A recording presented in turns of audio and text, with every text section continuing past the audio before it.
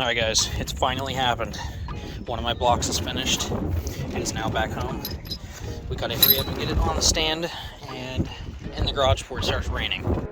Alright guys, so here we got. We've got everything. We got the girdle, the induction performance pistons, freshly polished crank, my aluminum rods, King and ACL bearings, and a fresh, line honed, decked, board over block. Holy crap. I need to find my handle.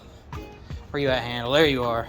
We are finally now beginning the actual engine build for Ricebox. I have never actually had a beautiful, this thing looks so pretty. I'm gonna get the air hose out and I'm just gonna blow out everything just to make sure everything's all cleaned out. It's been about an hour and I have it torqued to 65 foot-pounds for the ARP studs, and she is ready to freaking go. I am so damn excited, guys. I don't even think you guys don't even understand how excited I am. This car's got to be together.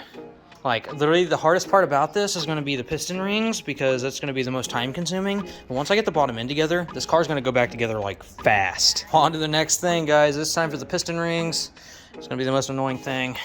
I have this freaking dang hand one, so I have to do my best with that.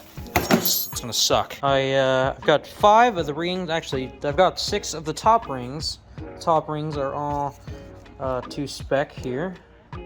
Got them down 27 thousandths on the top ring, and this little filer here ain't so bad. Actually, it's really simple. It just takes a lot of time. I've been doing this for like an hour now, and I just got the top rings measured out. So next is the second groove of the piston.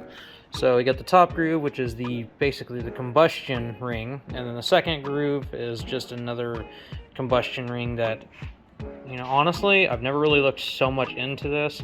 I just know that top ones are for combustion, and the third one is actually 3 little rings, and they're for oiling. It's supposed to hold oil to keep the cylinder walls lubricated while it's in operating condition. So we've got 6 rings left, and should be able to freaking get the pistons on the rods and the rings on the pistons, and hopefully should be able to have this bottom end together here pretty quick.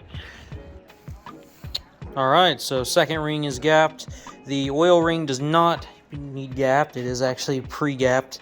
So we are ready to assemble the rods to the pistons, put the rings on the pistons, and assemble the bottom end completely. Got the rods and pistons together. Rings are all gapped.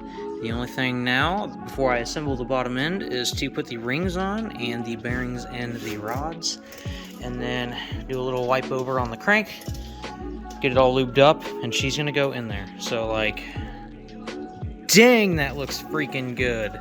Holy cow. Got my rings and everything on there. The one final thing for me to do is to put the bearings and the rods, and special bearings for the aluminum rods. Aluminum rods have a dowel, and the reason they have a dowel is because aluminum rods like to expand, and also aluminum is obviously, it's just a different material in general.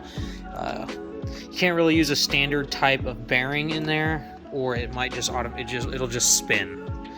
It's just not proper. So a dowel pin is always used in the bottom of the rod. It keeps the bearing from actually spinning.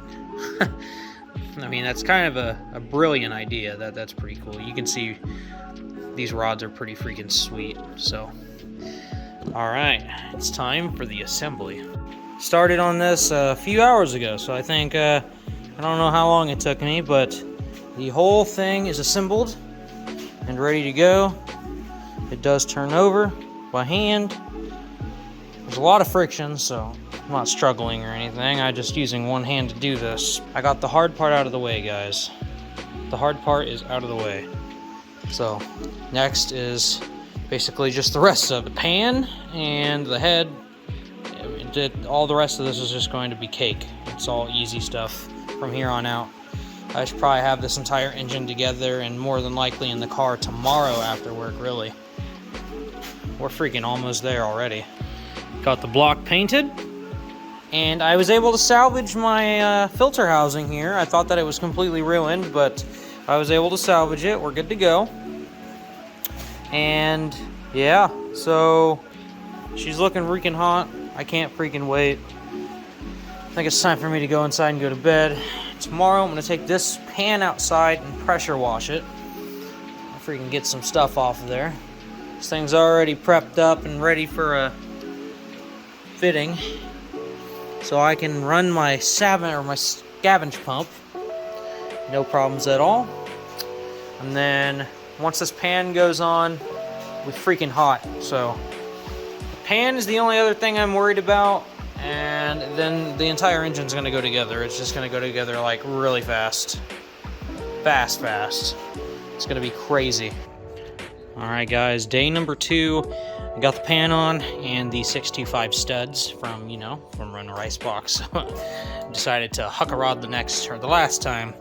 We are home free, guys. We are home free. I just gotta put the head gasket on the head, torque the head down, and then it's freaking game on, man.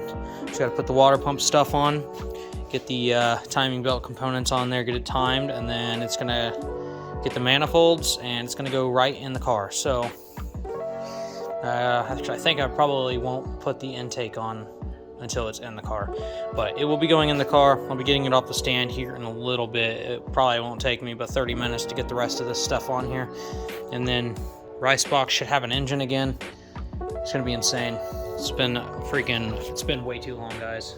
Hopefully everything just goes smooth. Everything's been going way too freaking smooth so far, and yeah, it's just kind of like unbelievable. But let's freaking hop on it. Got down straight to business on this thing. We're pretty well finished with it on the stand, so it's about to come off the stand, and it's gonna get the clutch. Well, we gotta get the pilot bearing there, which we do have one right here.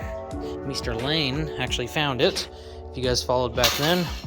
And pilot bearing, twin disc, dog box, in the car. It is going in the car tonight, guys. I do not even care. It's going in tonight. All right. She's about to go in the car, guys. Everything is bolted up. I'm gonna take the shifter out, and I might just take the shifter to work and fix it, even though I got my TIG welder. I'm just not that good at TIGging yet to even even attempt it. So I'm just gonna take it to work and fix it that way. It'll be a lot easier, and it won't break this time. So yeah, I'm just gonna make it better in that way. So all right, this thing is going in the car, guys. It's going in the car right freaking now. I am not waiting any longer. It's going in the car tonight, and I freaking can't wait. Oh, man, it's been too long, guys. Too freaking long. All right, guys, so this is going to be the final little clip for the video, and I will end this video, and we'll be going off from the next one, but it has been a long freaking time since I got to see this. Good heavens, that looks so goddamn good.